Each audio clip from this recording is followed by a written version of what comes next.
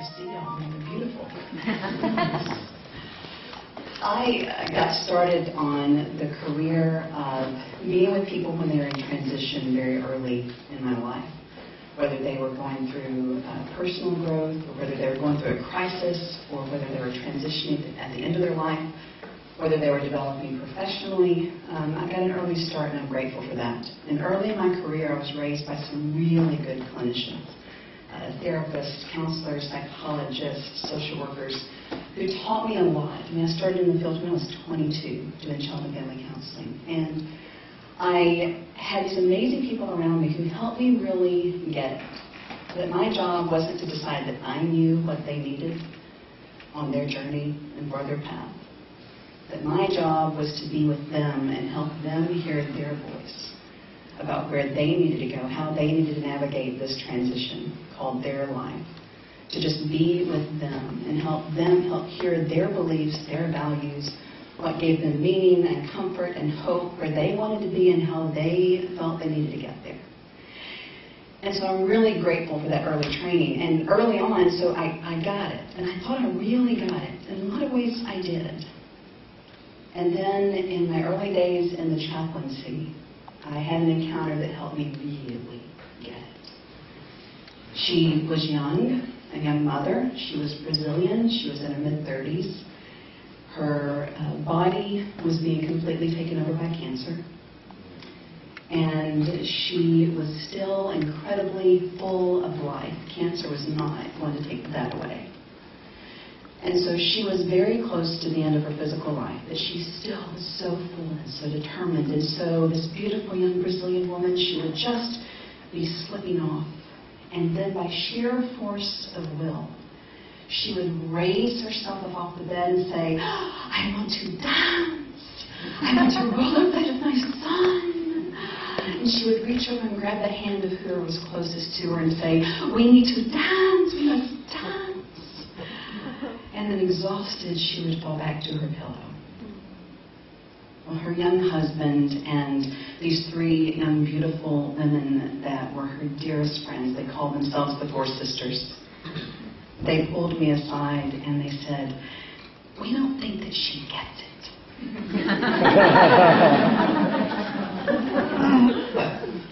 Shouldn't she get it? I mean, shouldn't she know? Would you help her? We don't want her to not have the chance to say goodbye. And so will you help her? Will you help her go get it? Will you go help her make sure she understands what's really going on? And so being the young snot-nosed chaplain that I was, full of verve and vigor, I was going to go do my due diligence and help her through her denial.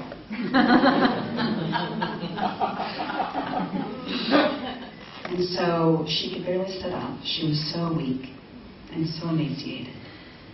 And she really, at that point, physically should not have still been alive.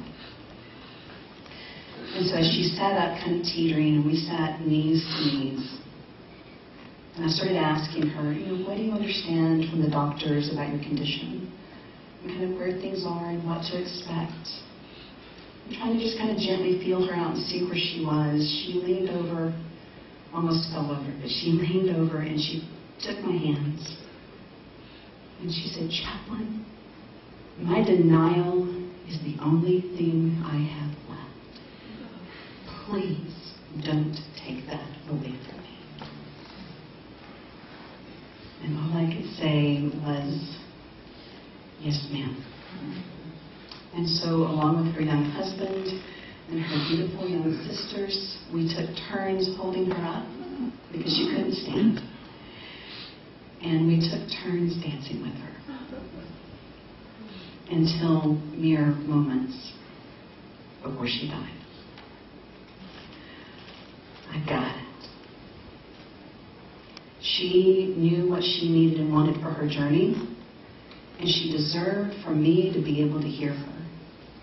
She deserved for me to be in a space where I had enough of a sense of myself that I could just be and trust her process and hear her about what she wanted and needed as she went through this transition. Lao Tzu in the Tao of Leadership says, if you don't trust another person's process, they won't trust you. And so I learned a huge lesson that day. But John Savage writes, "You can enter the pain of another only as deeply as you can enter your own." And so I really got challenged that day to start learning more about going deeper within me and finding more of that still, quiet space where I could just be and not need them to be someplace different so that I could feel okay. And so on that journey, it has been very important for me to have others around me. So Amparo and I were talking on the phone. We had been playing phone tag for days. And so I'm in the frozen food section at Central Market when I get her call. So I pull my cart off to the side and take the call, not wanting to miss it again and not wanting to walk somewhere else in the store and, drop the signal. So I'm standing there on the phone talking with Amparo, and we're kind of discussing the stories I might tell, and I shared this one. And so, what's really interesting is I can only do what I do of being with others in their transition and really being with them and hearing them, because I'm surrounded by some amazing people who help me hear me. And so I told her the story of being at dinner with two very dear friends, with Fran and Stephanie. And I was sharing with them more about what I do, because in addition to my work as a chaplain full-time here, I now travel the country training other healthcare workers, mostly chaplains, mostly from hospice and palliative care programs, but healthcare professionals actually across the gamut, social workers, doctors, nurses, to how to really be with people in this work that we do. And I was talking about my passion of really wanting to follow this dream, what I've always wanted to do, to be able to write and present and teach and speak, and how passionate I am about it. And particularly not just about that, but also I'm a firm believer that there's a lot of folks who have experienced religious trauma at the hands of well-meaning, well-intentioned humans who go amok. And that there are a lot of folks that really suffer from what I call religious PTSD, post-traumatic stress. I think there are a lot of folks that lose connection with any sense of spirit because of the damage that we unwittingly do. And so I'm really passionate about helping create space for people to heal from that trauma and spiritual malpractice, as I call it, and helping clergy and other leaders and other chaplains and other folks in the positions that I do to be able to find ways not to do that, and how to help people heal from it. So I was talking about just how passionate I am about this, and how if I really could have my druthers, I would be a Paula D'Arcy Jr., if some of you know her, or a Brene Brown Jr., if you're familiar with Brene Brown and the work she's doing. And Fran says, well, have you talked to Brene? Because if you haven't, you should. Because that's exactly the kind of stuff that she's doing and wants to do. But it's a little bit different way, but that's the kind of thing she's helping people do. And in the first nanosecond inside my brain, I went, yeah, right, I'm going to call Brene Brown. And in the next nanosecond, it was like I'd been hit upside the chest just with this huge force of energy, not in a mean way, but in a get your attention kind of way. And it was, yeah, right, I'm going to contact Brene Brown. Holy crap! Oh my gosh, because this was big. I mean, I actually approached Paula D'Arcy a few months ago to be my mentor, and that took every bit of courage I had in every cell in my body to be willing to try to take the risk to do that. And she's big, but Brene Brown, I mean, she's got a couple of TED Talks that have gone viral. She was just on Oprah. She's really big in my brain. And so the thought of contacting her was just huge. And so I got to sit with this for a while. So I'm sharing with Amparo the beauty of having people around me as I seek to learn how to really be with and hear others. And as I seek to train others to really sit with and be with themselves so they can really sit and be with others. And really hear them as they find their transition. Amparo says, oh, well, that's great. Sorry? Well, yeah, I mean, we're still a couple of weeks out from the living room. By then, you'll have contacted her, and then you can just tell us all about it. What? Well, yeah, I mean, you can tell us the rest of the story by then, because you'll have called her, and she'll have called back or not, and, you can tell us, because we want to know. What? No. See, that was just a really sweet little story. It was really nice, and it was sweet, and it was poignant, and it was fun, but that's the end of the story right there. No, Carla. That's the whole point of the living room, is when you tell us the story, we become part of your story. And it takes on a life of its own, and it becomes bigger than all of us. I think I remember paying for my groceries. I must have, because I didn't get nice new little shiny silver bracelets from nice little men and women in uniforms. And I went home, and I'm putting up my groceries. And I shut my refrigerator door, and I see my refrigerator. And I see, what would you attempt to do if you knew you could not fail? And I see a postcard from Paula the RC, You're Not Alone. And I see my beautiful little wizardress witch, whatever she is, a miracle worker, abra-friggin-cadabra.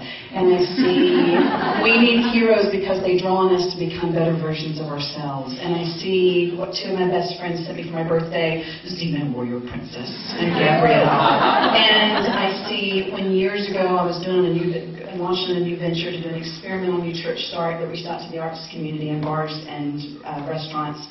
And she sent me a birthday card, and it says, if you can dream it, you can do it. And it's a little girl with boxing gloves on with a speed bag that's just like, she can't even reach it.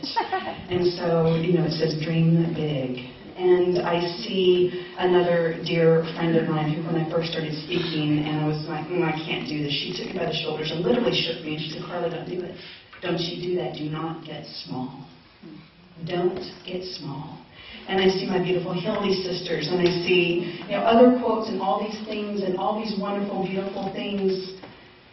Friend, you are a divine mingle of guts and stardust. So hang in there. So all of these things that mean so much to me about power and courage and strength. And so I sat down at my freaking computer and I emailed Brene Brown. Yeah.